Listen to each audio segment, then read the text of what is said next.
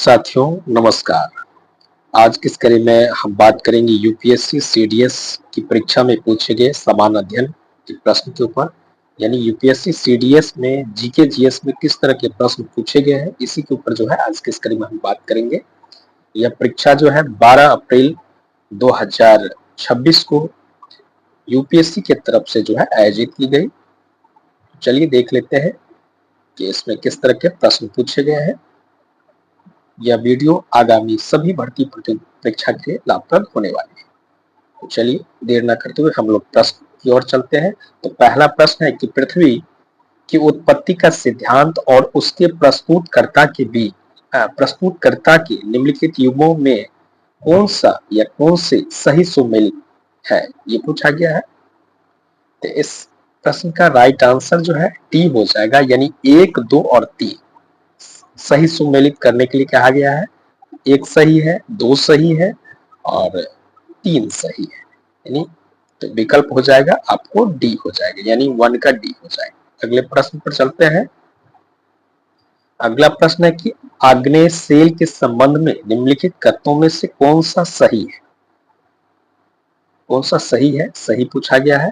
तो इस प्रश्न का जो है 2 का सी हो जाएगा। आग्नेय सेल के सर्वाधिक खनिज सिलिकेट होते हैं, तो सी हो जाएगा, 2 का सी हो जाएगा, C4 चाइना हो जाएगा। अगले प्रश्न पर चलते हैं। प्रश्न संख्या 3 है कि कायांतरित सेलों के संबंध में निम्नलिखित कथनों पर विचार कीजिए। विचार करना है प्रश्न संख्या 3। तो 3 का आंसर क्या हो जाएगा, ए हो जाएगा, केवल 1। 3 का ए हो जाएगा, A4 हो जाएगा। अगले प्रश्न को देख लिया जाए। अगला प्रश्न है, प्रश्न संख्या 4 है कि ज्वालामुखी शंकुओं के संबंध में निम्नलिखित कथनों पर विचार कीजिए, पूछा गया है। तो 4 का क्या हो जाएगा, 4 का जो है आपको सी हो जाएगा, C4 चाइना हो जाएगा, यानी केवल 1, 3 और 4 हो जाएगा। सी हो जाएगा, यानी 1, 3 और 4 हो जाएगा। सही पूछा गया है, इसलिए 4 का सी हो जाएगा। अगले प्रश्न को देख लेते हैं। प्रश्न संख्या 5 है कि बलकृत अपक्षय के बारे में निम्नलिखित कथनों पर विचार कीजिए। तो 5 का क्या होगा, 5 का डी हो जाएगा, यानी 1, 2 और 3 हो जाएगा, यानी 5 का जो है डी हो जाएगा, D4 ड हो जाएगा। ठीक है, यानी 1, 2 और 3 हो जाएगा। आगे बढ़ते हैं। प्रश्न संख्या 6 देख लेते हैं। प्रश्न संख्या 6 कहता है, यहां से देख लीजिए, ये प्रश्न नंबर 6 है। कितना है, प्रश्न संख्या 6 है। तो 6 कहता है, थोड़ा सा इसको इधर कर देते हैं, कि ताप के भूपृष्ठीय व्युत्क्रमण के कारणों के बारे में निम्नलिखित कथनों पर विचार करना है। इसमें सही पूछा गया है, तो 6 का सी हो जाएगा, यानी 1 और 2 दोनों हो जाएगा। अगले प्रश्न पर चलते हैं। प्रश्न संख्या 7 है। थोड़ा सा नीचे कर देते हैं ताकि आपको देखने में कठिनाई ना हो। सूची 1 सूची 2 को सुमेलित कीजिए और सूचियों के नीचे दिए गए कूट का प्रयोग कर उत्तर देना है। तो 7 का क्या हो जाएगा, A4 B3 C2 D1 हो जाएगा, यानी ऑप्शन नंबर ए सही हो जाएगा 7 का, यानी A4 एप्पल हो जाएगा। अगले प्रश्न पर चलते हैं। प्रश्न संख्या 8 देख लेते हैं। 8 नंबर प्रश्न कहता है कि उत्तर पश्चिमी हिमालय के संबंध में निम्नलिखित कथनों पर विचार कीजिए। तो 8 का जो है आपको बी हो जाएगा, यानी 1 और 3 जो है वो सही है, गलत है। सही पूछा गया है, इसलिए 8 का बी हो जाएगा, B4 बॉल हो जाएगा, यानी कश्मीर की करेवा संरचनाएं हिमनदीय मृतिका और अन्य पदार्थों के सघन निक्षेप से बनी है, जिसमें हिमोड अंतः स्थापित है। ठीक है, और दूसरा भी सही है, सॉरी दूसरा गलत है। तीसरा जो है, यानी कश्मीर घाटी में झेलम नदी विसर्जित है, तो यानी 1 और 3 सही हो जाएगा, इसलिए 8 का बी हो जाएगा। आगे देख लेते हैं, 1 मिनट, जस्ट ए सेकेंड। प्रश्न संख्या 9 है कि भारत में सूखा के प्रकारों के बारे में निम्नलिखित कथनों पर विचार करना है। तो प्रश्न संख्या 9 का आंसर क्या हो जाएगा, प्रश्न संख्या 9 का आंसर जो है डी हो जाएगा, यानी 1, 2 और 3 हो जाएगा, यानी डी फॉर डॉग हो जाएगा। सही पूछा गया है, ध्यान दें। आगे बढ़ते हैं, प्रश्न संख्या 10 देख लेते हैं। थोड़ा सा इसको नीचे कर देते हैं। आप देख लीजिए प्रश्न कि सूची 1 सूची 2 को सम्मिलित कीजिए और दिए गए कोड का प्रयोग करके उत्तर का चयन करना है। एक तरफ वन अनुसंधान और एक तरफ उसका स्थान दिया हुआ है, उष्णकटिबंधीय वन अनुसंधान संस्थान और वर्षा वन अनुसंधान संस्थान है। पढ़ देते हैं, थोड़ा सा विजिबिलिटी जो है आपको देखने में कठिनाई होगी। हिमालय वन अनुसंधान संस्थान लिखा हुआ है और पुनः पुनः स्थापन वन अनुसंधान केंद्र कहाँ है, पूछा गया है। इसको थोड़ा सा देख लीजिए ऑप्शन से। तो 10 का जो है सी हो जाएगा, यानी सी से आंसर है A3 B2 C4 D1। ये 10 का क्या हो जाएगा, 10 का जो है आपको सी हो जाएगा, C4 चाइना हो जाएगा, यानी A3 हो जाएगा। A3 का मतलब है उष्ण कटिबंधीय वन अनुसंधान जो है जबलपुर में हो जाएगा, और B2 यानी वन वर्षा अनुसंधान जो है आपको जोरहाट में हो जाएगा, ये हो जाएगा, जोरहाट हो जाएगा। और C4 यानी हिमालय वन अनुसंधान संस्थान जो है आपको शिमला में हो जाएगा, इसका ये हो जाएगा। और D1 तो इसका जो है प्रयागराज हो जाएगा। इसी तरह से जो इसका आंसर जो है सी हो जाएगा, क्या होगा, सी, C4 चाइना हो जाएगा। चलिए आगे बढ़ते हैं, प्रश्न संख्या 11 देख लेते हैं। प्रश्न संख्या 11 है कि भारत की काली मृदाओं के बारे में निम्नलिखित कथनों में से कौन सा कथन सही है, ये पूछा गया है। तो 11 का जो है सही पूछा गया है, तो इसका 11 का ए हो जाएगा, यानी केवल 1 और 2, ए फॉर एप्पल हो जाएगा। अगले प्रश्न पर चलते हैं, प्रश्न संख्या 12 देख लेते हैं। 1 मिनट जस्ट ए सेकेंड, थोड़ा सा जो है ना पेज है ऊपर नीचे हो जाता है, कोऑपरेट कीजिएगा आप लोग। वही अगला प्रश्न है, 12वां नंबर प्रश्न है कि पूर्वोत्तर भारत में निम्नलिखित कौन सी नदी दिहांग के नाम से जानी जाती है, ये पूछा गया है। दिहांग के नाम से जो है कौन सी नदी जानी जाती है, तो इसका राइट आंसर ब्रह्मपुत्र नदी हो जाएगी, यानी बी हो जाएगा, 12 का बी हो जाएगा। आपको मैसेज करके बताना है कि तिब्बत में जो है इसको किस नाम से जाना जाता है, दिहांग को जो है तिब्बत में किस नाम से जाना जाता है। चलिए आगे बढ़ते हैं, अगले प्रश्न पर चलते हैं। प्रश्न संख्या 13 है कि हिमालय में अति उच्चता वाला दर्रा शिवकिला किस घाटी में स्थित है, ये पूछा गया है। 13 का जो है आपको सी हो जाएगा, सतलुज घाटी में। कहाँ है, सतलुज घाटी, यानी सी हो जाएगा, इसका आंसर जो है सी हो जाएगा, C4 चाइना हो जाएगा। अगले प्रश्न पर चलते हैं। अगला प्रश्न है कि रासायनिक अपक्षयन के दौरान जब फेल्ड्सपार में विद्यमान खनिज क्योलिनाइट मृदाओं में परिवर्तित हो जाते हैं तो उस प्रक्रिया को क्या कहते हैं, इसका आंसर हो जाएगा जलयोजन, सी हो जाएगा, C4 चाइना हो जाएगा। अगले प्रश्न पर चलते हैं। प्रश्न संख्या 15 है कि राष्ट्रीय उद्यान और उनके अवस्थानों के निम्नलिखित युग्मों में कौन सा सही सुमेलित नहीं है, नहीं पूछा गया है, यानी सुमेलित नहीं है, सही नहीं है, ये पूछा गया है। तो 15 का डी हो जाएगा। केबुल लामजाओ जो है ये आपको मणिपुर में है, ना कि अरुणाचल, तो नहीं पूछा गया है, इसलिए इसका आंसर जो है डी हो जाएगा। चलिए अगले प्रश्न पर चलते हैं। प्रश्न संख्या 16 है कि निम्नलिखित में से कौन सी भारत में सरकार के स्वामित्व वाली पहली और सबसे पुरानी कोयला खनन कंपनी है, तो सिंगरेली क्वालिटीज कंपनी लिमिटेड, इसका 16 का सी हो जाएगा, C4 चाइना हो जाएगा। अगले प्रश्न पर चलते हैं। अगला प्रश्न है कि महासागर धाराओं के संबंध में निम्नलिखित कथनों पर विचार कीजिए।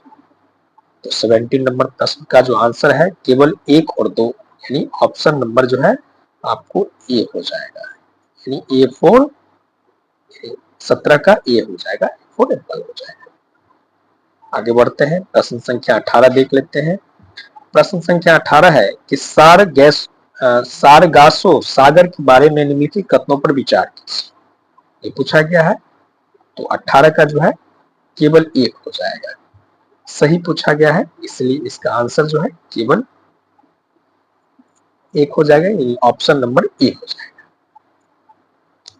अगले प्रश्न पर चलते हैं। प्रश्न संख्या 19 देख लेते हैं ताकि कोई प्रश्न छूटे ना। 19 नंबर प्रश्न है कि सूची 1 को जो है सूची 2 से सम्मिलित कीजिए और सूची में दिए गए कूट का प्रयोग करके उत्तर का चयन। एक तरफ ज्वार भाटा का प्रकार है और उसका विशेषता है। तो प्रश्न देख लीजिए, फिर हम विकल्प दिखाते हैं आपको।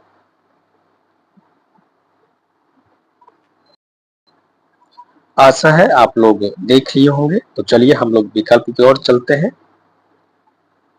तो विकल्प ये रहा। तो इस प्रश्न का आंसर जो है, आंसर हो जाएगा यानी डी हो जाएगा, D4 डॉग हो जाएगा, यानी A4 B1 C2 D3 हो जाएगा, यानी डी हो जाएगा। इसका राइट आंसर जो है D4 डॉग हो जाएगा, यानी 19 का डी हो जाएगा। अगले प्रश्न पर चलते हैं। प्रश्न संख्या 20 है। 20 कहता है कि भारत के प्रमुख समुद्र पत्तन और उनकी विशेषता निम्नलिखित युग्मों में से कौन सही सुमेलित है, ये पूछा गया है और नीचे दिए गए कूट का प्रयोग कर उत्तर चुनना है। तो इस देख लीजिए, इसका आंसर हो जाएगा ए हो जाएगा, A4 एप्पल हो जाएगा, यानी 20 का जो है ए हो जाएगा, A4 एप्पल हो जाएगा, यानी केवल 1 और 3 हो जाएगा, 20 का ए हो जाएगा। आगे बढ़ते हैं। प्रश्न संख्या 21 है।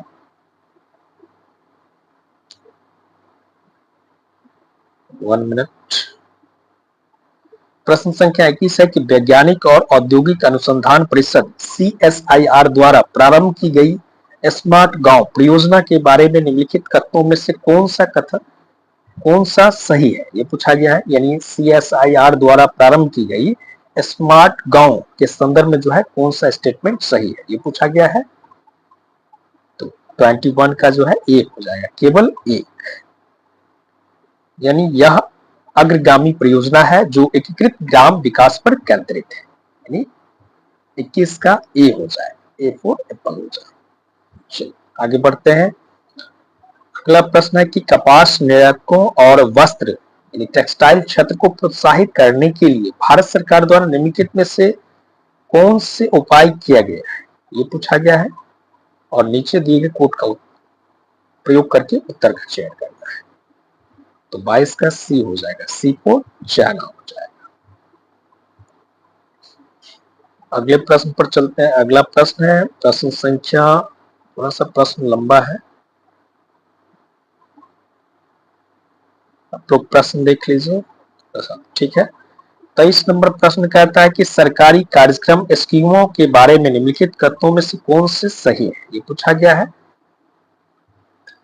तो 23 का आंसर जो है बी हो जाएगा, B4 बॉल हो जाएगा, यानी केवल 1 और 2 हो जाएगा, यानी 23 का बी हो जाएगा, B4 बॉल हो जाएगा। 1 मिनट। 24 नंबर प्रश्न देख लेते हैं कि निम्नलिखित में से कौन सी स्कीम भारत में कृषि के क्षेत्र विकास के लिए नहीं है, नहीं पूछा गया, ध्यान रहे नहीं वाले में विशेष करके नहीं है ये पूछा गया है। तो 24 का सी हो जाएगा, प्रधानमंत्री स्वनिधि योजना, नहीं पूछा गया है। तो इसका आंसर जो है 24 का सी हो जाएगा, C4 चाइना हो जाएगा।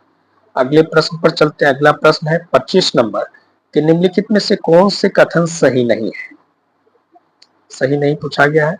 तो 25 का आंसर क्या हो जाएगा, 25 का आंसर डी हो जाएगा, D4 डॉग हो जाएगा। अगले प्रश्न पर चलते हैं, थोड़ा सा फास्ट करते हैं कि भारत के सेतुओं के बारे में निम्नलिखित में से कौन सा कथन सही नहीं है। तो 26 का जो है डी हो जाएगा।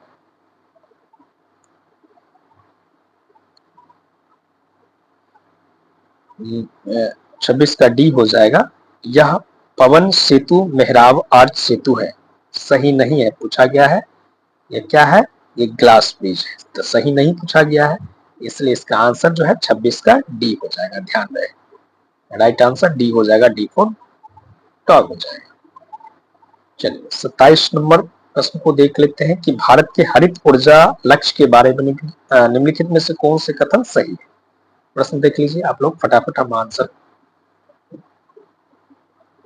टिक करते हैं। तो 27 का एक ए हो जाएगा, A4 एप्पल हो जाएगा।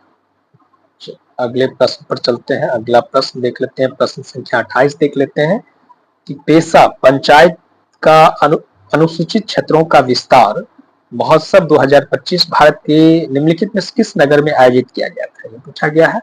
तो 28 का जो है आपको ए हो जाएगा, विशाखापट्टनम हो जाएगा। इसका राइट आंसर क्या होगा, ए हो जाएगा, विशाखापट्टनम हो जाएगा। आगे बढ़ते हैं कि 29 दिसंबर 2025 में प्रारंभ किए गए सुजलम भारत ऐप का उद्देश्य क्या था। यानी दिसंबर 2025 में प्रारंभ किए गए सुजलम भारत ऐप का उद्देश्य क्या था, ये पूछा गया है। तो 29 का डी हो जाएगा, ग्रामीण पेयजल प्रशासन का रूपांतरण करना इसका उद्देश्य था, पूछा गया है। तो इसका राइट आंसर जो है डी हो जाएगा, यानी 29 का डी हो जाएगा, डी फॉर डॉग, यानी 29 का डी हो जाएगा, डी फॉर डॉग। ठीक है, 29 का डी हो जाएगा। आगे बढ़ते हैं, प्रश्न संख्या 30 है कि भारत द्वारा निम्नलिखित में से किस देश को खोज बचाव तथा मानवीय सहायता आपदा राहत HADR सहायता प्रदान करने हेतु सागर बंधु ऑपरेशन प्रारंभ किया गया। यानी किस देश को सहायता प्रदान करने के लिए सागर बंधु ऑपरेशन प्रारंभ किया गया था, ये पूछा गया है। इसका राइट आंसर जो है आपको श्रीलंका हो जाएगा, यानी 30 का बी हो जाएगा, बी फॉर बॉल हो जाएगा, यानी श्रीलंका को सहायता प्रदान करने के लिए जो है सागर बंधु ऑपरेशन प्रारंभ किया गया था। ठीक है, तो 30 का बी हो जाएगा। अगले प्रश्न पर चलते हैं, प्रश्न संख्या 31 है कि भारत और न्यूजीलैंड ने दिसंबर 2025 में मुक्त व्यापार समझौता FTA पर हस्ताक्षर किए। दोनों देशों के बीच FTA के अंतर्गत निम्नलिखित में से किस क्षेत्र में सहयोग पर सहमति बनी है। तो भारत और न्यूजीलैंड के बीच में FTA पर हस्ताक्षर किए गए हैं। तो दोनों देशों के बीच जो है किस क्षेत्र में सहयोग पर हस्ताक्षर पर सहमति बनी, ये पूछा गया है। 31 का आंसर जो है ए हो जाएगा, यानी ए से आशय है 1, 2, 3 और 4, यानी आयुष, श्रव्य, दृश्य, पर्यटन, पारंपरिक ज्ञान प्रणाली, बागवानी। 31 का ए हो जाएगा, A4 एप्पल हो जाएगा। आगे बढ़ते हैं, अगला प्रश्न है, थोड़ा सा इस पेज में जो है आपको कम दिखाई देगी, हम प्रश्न पढ़ देंगे। प्रधानमंत्री मित्र योजना के बारे में पूछा गया है कि कौन सा कथन सही है। पहला है इसका लक्ष्य भारत के प्रत्येक राज्य में कम से कम एक ऊर्जा पार्क विकसित करना है। वहीं दूसरा विकल्प है कि इसका उद्देश्य भारत में एकीकृत वस्त्र टेक्सटाइल पार्क विकसित करना है। तीसरा है कि इसका लक्ष्य भारत के प्रत्येक जिले में रोजगार पार्क प्रारंभ करना है। चौथा है कि इसका उद्देश्य भारत में कृषि पार्क प्रारंभ करना है।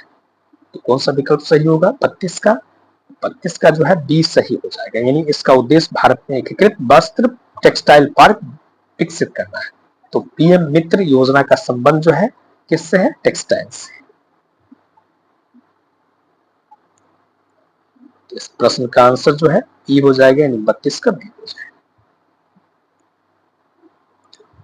अगले प्रश्न पर चलते हैं, प्रश्न संख्या 33 है कि निम्नलिखित में से कौन उस भारतीय स्क्वैश टीम का खिलाड़ी नहीं था जिसने एसडेट स्क्वैश विश्व कप 2025 में अपना पहला विश्व कप खिताब जीता। 33 का आंसर क्या हो जाएगा, डी हो जाएगा, अर्जुन एरिगेसी। 33 का क्या होगा, डी हो जाएगा, डी फॉर डॉग होगा। चलिए आगे बढ़ते हैं।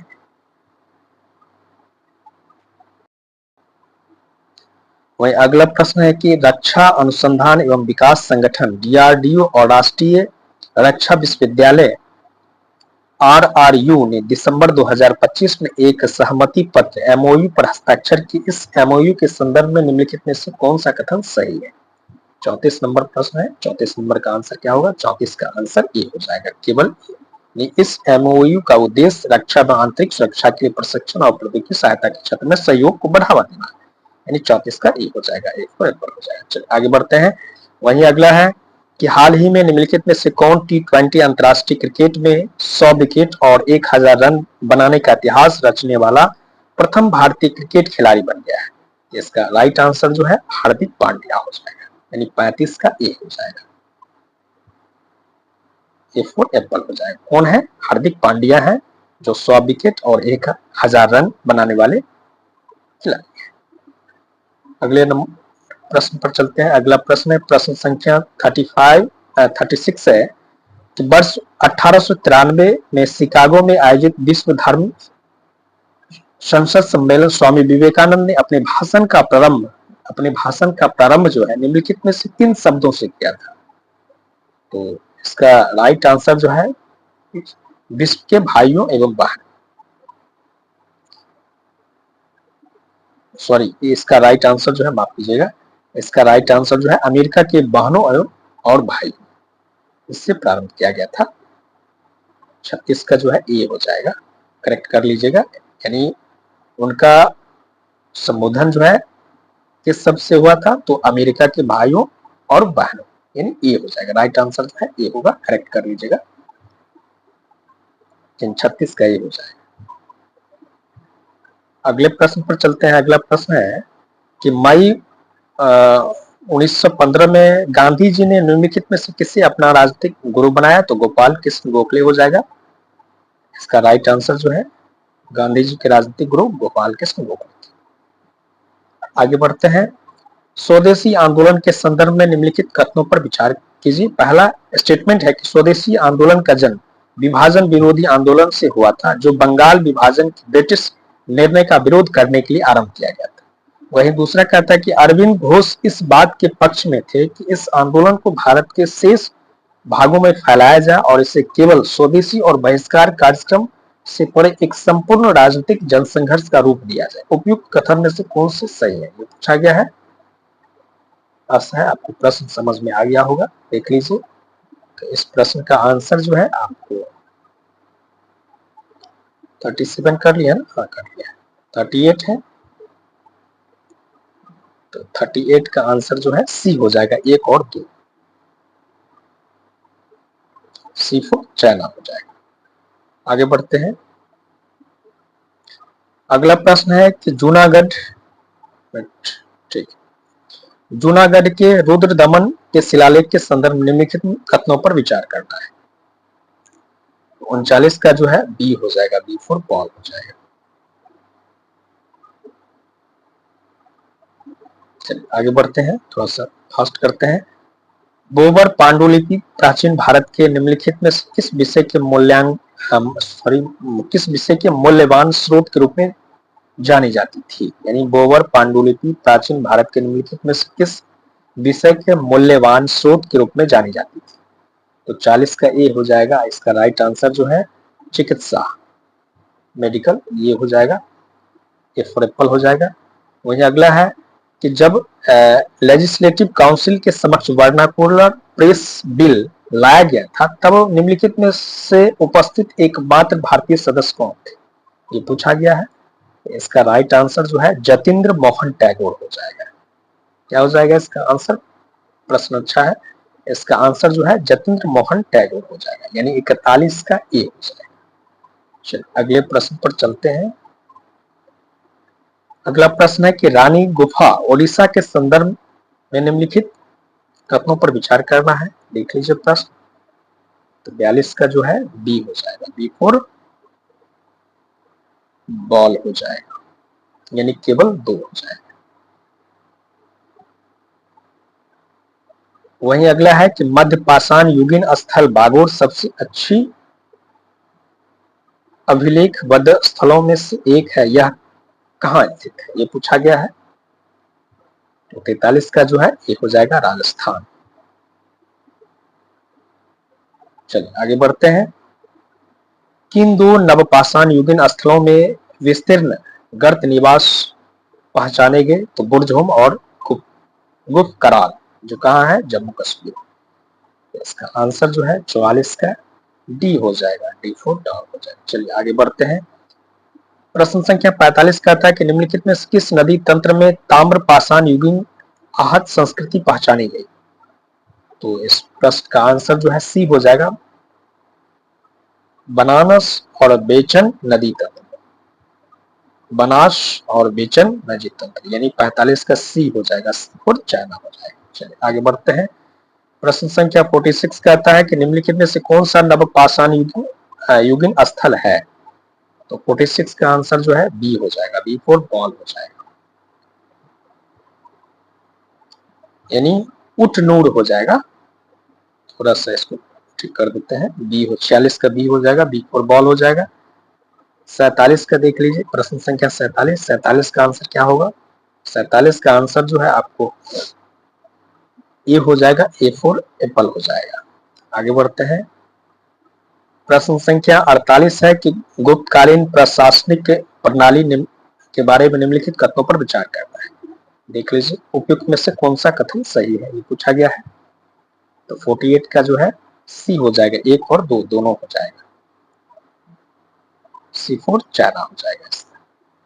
चलिए 49 नंबर देख लेते हैं।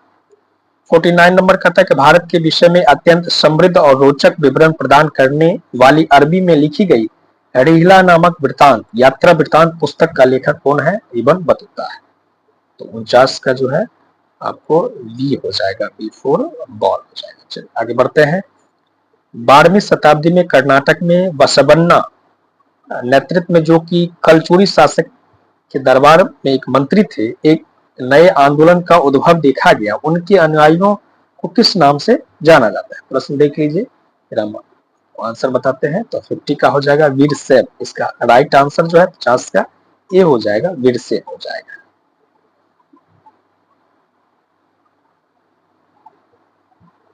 चलिए आगे बढ़ते हैं। प्रश्न संख्या 51 है कि औद्योगिक क्रांति के संदर्भ में पूछा गया है। प्रश्न देख लीजिए, तो 51 का जो है डी हो जाएगा, 1, 2 और 3 हो जाएगा, सही पूछा गया है।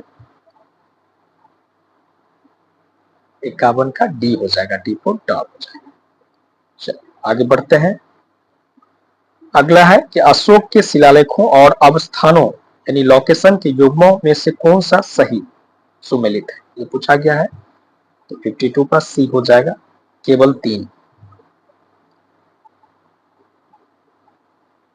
सी फॉर चाइना हो जाएगा। प्राचीन भारत के संदर्भ प्राचीन भारत में भारत रोम व्यापार के संदर्भ में शब्द ओरोई किसको निर्देशित करता है। सिक्के को जो है निर्देशित करता है, यानी क्वाइन। इसका आंसर जो है 53 का डी हो जाएगा, डी फॉर डॉग हो जाएगा। सुस्पष्ट और भावपूर्ण लघु चित्र शैली बसोहली भारत के निम्नलिखित में किस क्षेत्र से संबंध है। बसोहली भारत के निम्नलिखित में से किस क्षेत्र से संबंधित है, ये पूछा गया है। हिमाचल प्रदेश, इसका राइट आंसर क्या हो जाएगा, हिमाचल प्रदेश हो जाएगा। 55 नंबर है, 55 नंबर प्रश्न देख लीजिए। 55 नंबर प्रश्न का आंसर क्या होगा, 55 का डी हो जाएगा, डी फॉर डॉग हो जाएगा। अगले प्रश्न पर चलते हैं। अगला प्रश्न देख लेते हैं। अगला प्रश्न है कि प्रश्न संख्या 56 नंबर है कि सूची 1 सूची 2 को सुमेलित कीजिए और सूचियों के नीचे दी गई कोड का उपयोग करके जो है उत्तर चुनना है। तो 56 का क्या हो जाएगा, इसका आंसर जो है ए हो जाएगा, यानी A4 B2 C1 D हो जाएगा, यानी ऑप्शन ए हो जाएगा। राइट ऑप्शन क्या होगा, 1 मिनट, यानी ऑप्शन ए हो जाएगा, A4 एप्पल हो जाएगा। क्या होगा, ये हो जाएगा, ठीक है। चलिए आगे बढ़ते हैं। प्रश्न संख्या 57 देख लीजिए, इसका भी आंसर जो है आपको ए होगा, A4 एप्पल होगा। 57 का भी ए होगा, केवल 2 होगा सही आंसर। चलिए अगले प्रश्न पर चलते हैं। प्रश्न संख्या 58 देख लीजिए, 58 नंबर है कि निम्नलिखित कथनों पर विचार कीजिए। तो 58 का आंसर क्या होगा, 58 का आंसर जो है डी हो जाएगा, डी फॉर, यानी 1 और 3 हो जाएगा, ये हो जाएगा, सही पूछा गया है, और ये हो जाएगा, इसलिए इसका विकल्प जो है डी हो जाएगा, डी फॉर डॉग हो जाएगा। अगले प्रश्न पर चलते हैं। प्रश्न संख्या 59 है कि निम्नलिखित में से कौन सा सही सुमेलित नहीं है, ये पूछा गया है। तो 59 नंबर का क्या हो जाएगा? 59 नंबर का जो है आपको डी हो जाएगा, इसका भी आंसर डी होगा। पूछा गया कि सही सुमेलित नहीं है, ध्यान रहे ये नहीं पूछा गया है।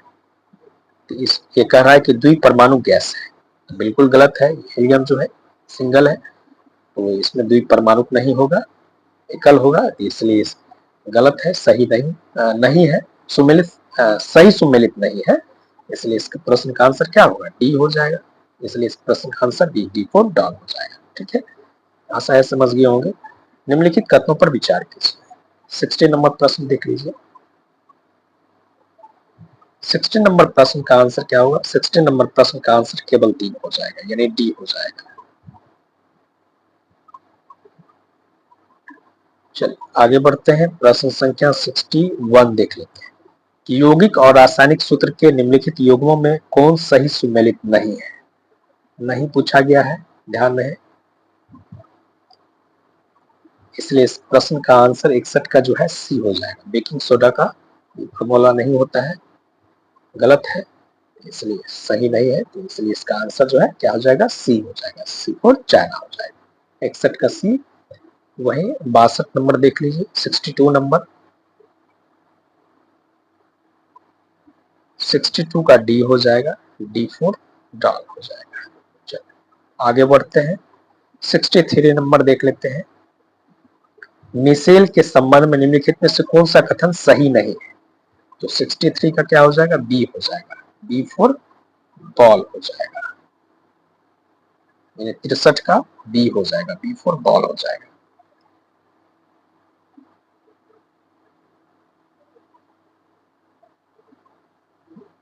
चलिए आगे बढ़ते हैं।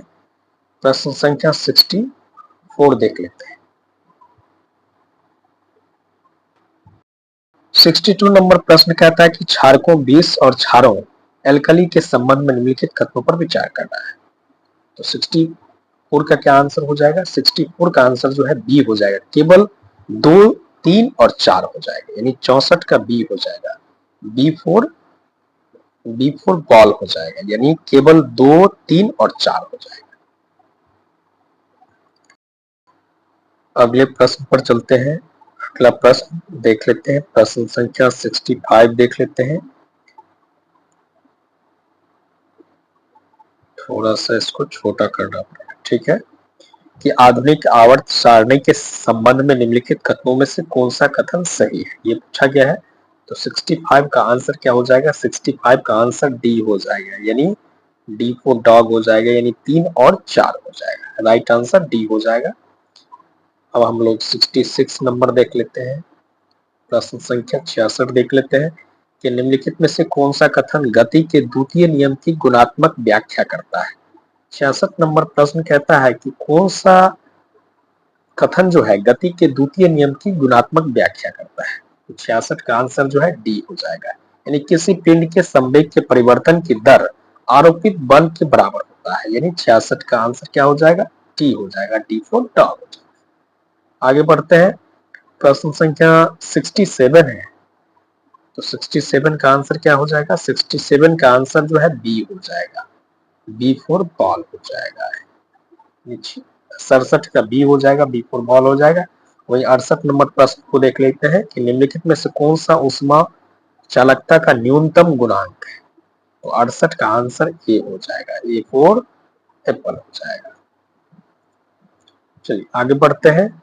प्रश्न संख्या 69 देख लेते हैं। 69 का आंसर क्या होगा कि हार्डवेयर प्रौद्योगिकी को माइक्रो प्रोसेसर का उपयोग होता है, यानी किस पीढ़ी जनरेशन की कंप्यूटर की हार्डवेयर प्रौद्योगिकी में जो है माइक्रो प्रोसेसर का उपयोग होता है? तो 69 का सी हो जाएगा, चतुर्थ पीढ़ी, ये चौथी पीढ़ी हो जाएगा, यानी फोर्थ जनरेशन है, ठीक है।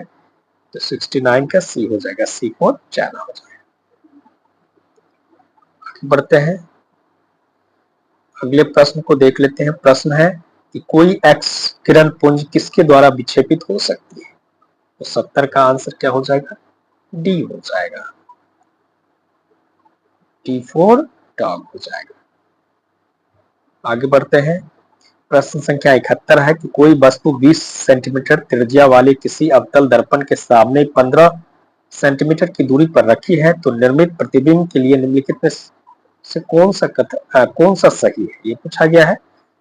तो इसका राइट आंसर जो है 71 का ये हो जाएगा, ए फॉर एप्पल हो जाएगा, ये हो जाएगा ए फॉर एप्पल हो जाएगा। ठीक है, अगले प्रश्न पर चलते हैं। प्रश्न संख्या 73 देख लेते हैं। 73 का आंसर क्या हो जाएगा, सी हो जाएगा, सी फॉर चाइना हो जाएगा।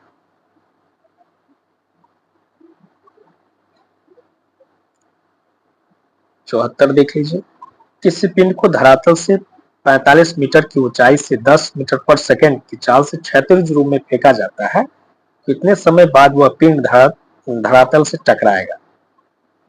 इसको सॉल्व करेंगे तो इसका राइट आंसर जो है इसका 74 का सी हो जाएगा, सी फोर यानी सी फोर चाइना हो जाएगा। 74 का सी हो जाएगा। अगला प्रश्न देख लेते हैं। अगला प्रश्न देख लीजिए। प्रश्न संख्या 75 है कि तरंगों के संबंध में निम्नलिखित कथनों पर विचार कीजिए और कौन सा कथन सही है, देख लीजिए।